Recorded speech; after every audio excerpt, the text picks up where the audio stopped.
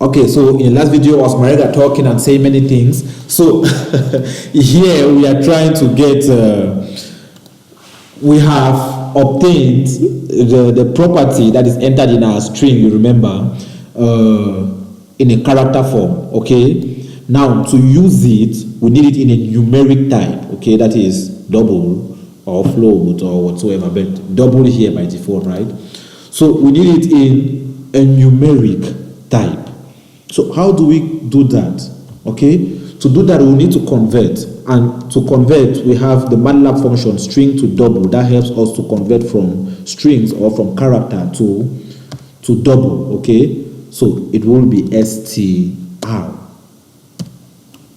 So this function will convert this character to a number. Okay, so instead of having something like, if I've entered 5 there, for example, this is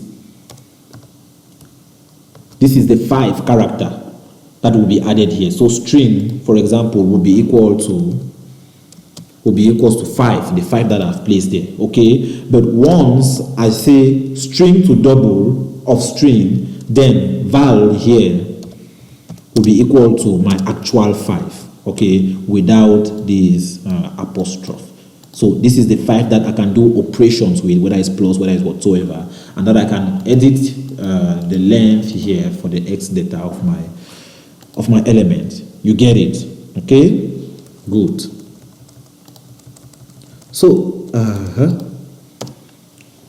so now we have the number here. Remember, we have to make sure that number is not equal to 0, it is not negative, and it is not a text. Okay, so for that we'll say if val, okay, is not equal to 0 or non-negative, means it should be greater than 0. It should always be positive, right? If val is positive, then we are good. And val, okay, if val is positive and val,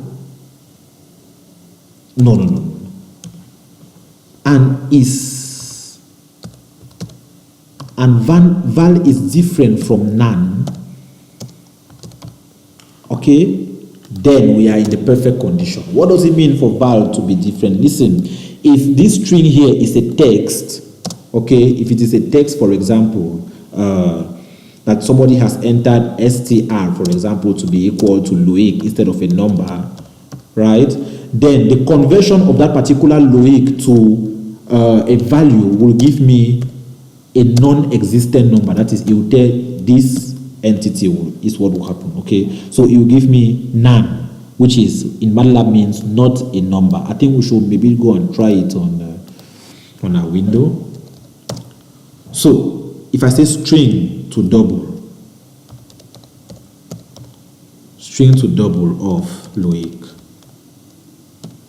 okay, you see it gives me none, not a number. So it means that ans here now will be equal to none. If I want to check that ans is none, then I'll just say is none. It's another MATLAB function, is none. Is none ans. Okay, and is none is a function that returns a Boolean answer. That means it checks whether what you have placed in the bracket is true or false. So what happens is that if what is inside here is true, then the answer will be 1. If what is inside here is false, then the answer will be 1. So it is checking whether the number that is here is not a number. Okay, so if the number here is none, then it will be 1. If the number here is not none, then it will be 0. Okay, so since, where is that? Okay, since the number there is actually none, then we have our answer to be 1. You see that? So you remember the negation, right? So if I put an apostrophe here, is instead the opposite. Okay, so say that if the condition here is true, it will instead give me 0, and if the condition is false, it will instead give me 1. Okay, so it's instead the opposite. So that's what I'm making sure here. So I'm saying this, that if the value is greater than 0, okay, and the value is different from not a number, if the value is greater than 0 and the value is a number, that's the meaning of this particular thing. If the value is greater than 0 and the value is different from a text, okay, then that is the only case when something should happen. Okay? I think we are clear on that. And what is that thing that is supposed to happen?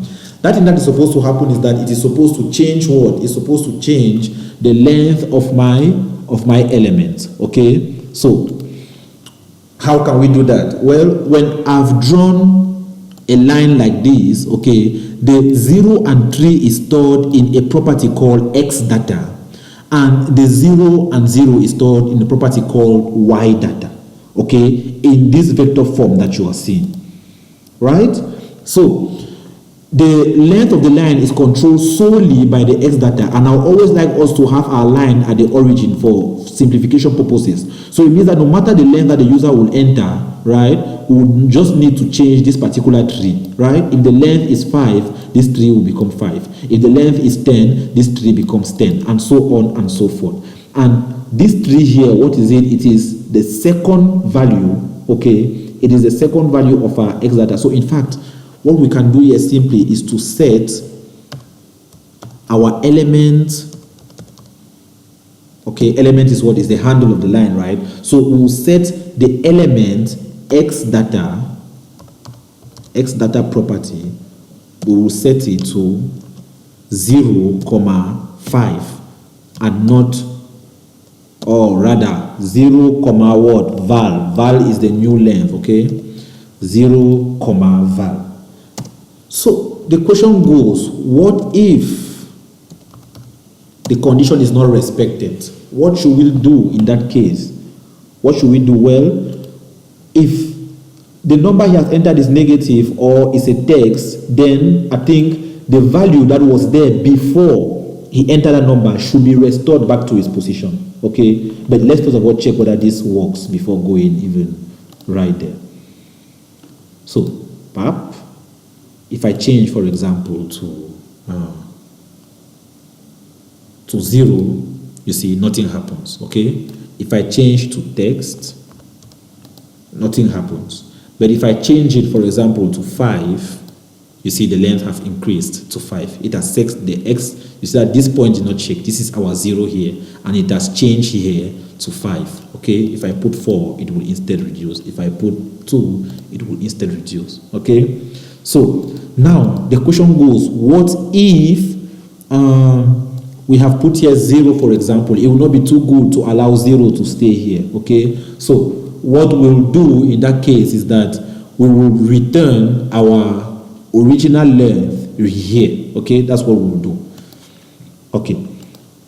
So, for that, I think it will be an important thing for us to even have a variable that will store the length of our element, okay? So I will call it length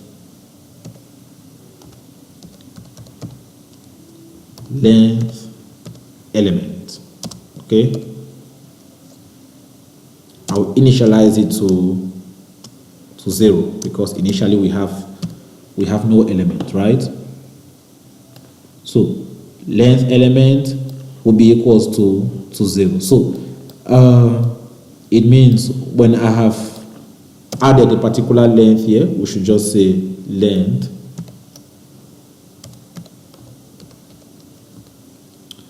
it means length element. Oh, how did I write it? It's not easy, huh?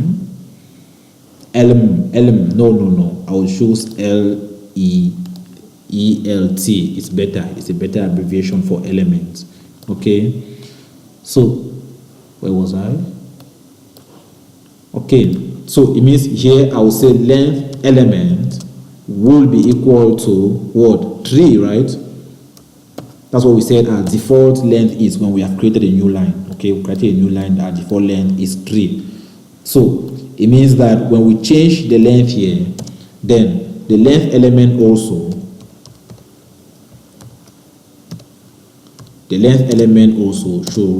should change. This is in order for us to have a variable that always tells us the actual state of our UI, okay, irrespective of what the user does. So if it does not work, then we should restore the original value back there. Okay, so it means we have to set the string property of our edit text. Okay, we have to set it back to what it was before the user entered that wrong value. So we'll set the string property to what?